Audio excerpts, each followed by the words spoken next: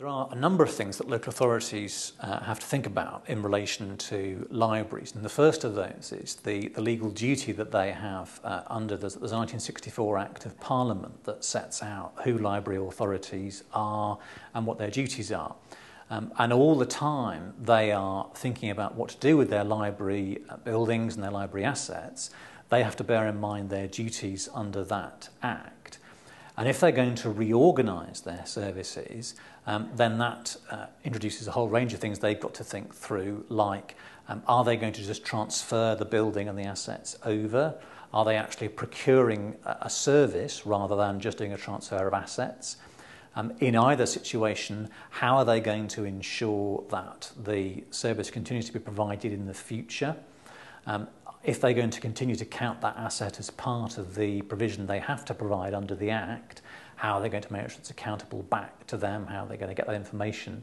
So there's a whole series of things that local authorities have to think through in relation to how they manage library facilities.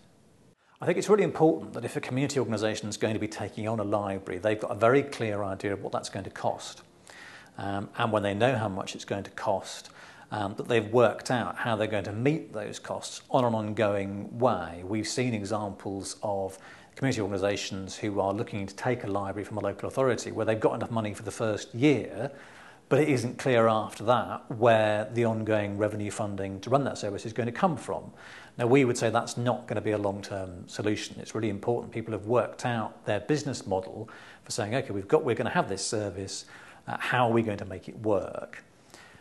The other issue groups need to bear in mind is if we're going to be transferred a library building, what are the permissions around that building? What can we use it for? Because some libraries have restrictions on the land documents, the legal title that governs them, which means they're going to be used for certain things.